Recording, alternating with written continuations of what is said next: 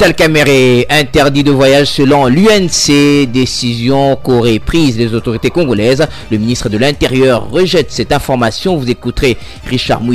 Bonjour, le président de l'UNC serait-il interdit de sortie ou de voyage? Les proches de Vital Kamerhe affirment avoir intercepté une correspondance des autorités congolaises portant restriction des mouvements de Vital Kamerhe. Jean-Bertrand Ewanga est secrétaire général de l'UNC de Vital Kamerhe.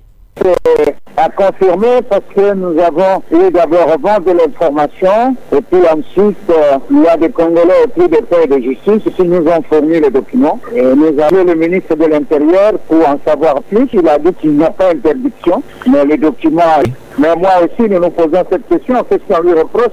Est-ce que parce qu'il a demandé une enquête indépendante pour le cas Mamadou? Est-ce que parce qu'il a dénoncé parce que sur les événements du 30 de Saint-Sylvestre, il y a eu des morts et autres, les gens ont été tués et qu'il était curieux de savoir comment est-ce que des points stratégiques comme le RCNC, l'état-major général et puis les reports d'individus soient facilement capturés par des hommes armé des bâtons. C'est peut-être facile à annoncer qu'il doit amener une caravane de la paix dans l'est du pays. Et c'est ça la raison. Voilà, nous nous posons toutes ces raisons maintenant. C'est ça le problème. Nous avons une le représentant spécial du secrétaire général des Nations Unies. Nous avons saisi le chef de l'État. On a saisi le ministre de l'Intérieur. Tous les services concernés par les dossiers.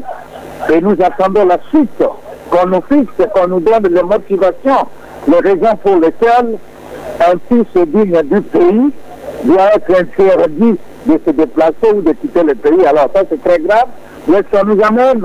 C'est ça la question et nous n'allons pas nous laisser faire et intimider. Jean-Bertrand Ewanga, secrétaire général de l'UNC, l'Union pour la Nation Congolaise de Vital Kamerhe. Le ministre de l'Intérieur lui rejette cette information. Richard Mouy indique que le secrétaire général de l'UNC que vous venez d'écouter l'avait appelé au téléphone pour vérifier cette information. Richard Mouy.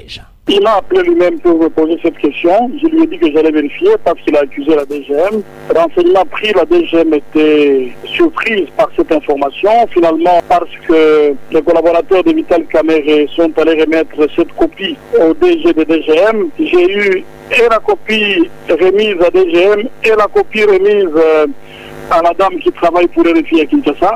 Et après vérification, la DGM ne semble pas trop reconnaître ce document. Donc je crois qu'il y a là un faux. Mais d'où est parti ce deuxième document? D'où est parti cet élément? J'ai demandé au niveau de la direction de la DGM qu'on vérifie, qu'on approfondisse ces enquêtes. Mais cette lettre circule parce que l'entourage de Vital Kamerhe a voulu qu'elle circule. Cette lettre dans toutes les chancelleries, elle circule à travers le monde entier. Vous savez, ce sont nos habitudes de nos acteurs politiques. Nous saisissons toute occasion pour faire l'événement. Je lui concède, c'est son droit, mais je crois qu'il a aussi intérêt à faire que la vérification soit faite. Vous confirmez qu'il n'y a pas interdiction de sortie de Vital Kamerhe? Non, jusque-là, non. Et il n'y a même pas eu une démarche dans ce sens. À l'intérieur comme à l'extérieur du pays, sans problème? Je ne suis pas de son parti, je ne m'intéresse pas à son programme. Il peut sortir s'il veut. Mais s'il y a une décision qui est prise, nous aurons l'occasion de la présenter et de présenter très clairement sa motivation. À ma connaissance, jusque-là, il n'y a aucune décision qui a été prise parce que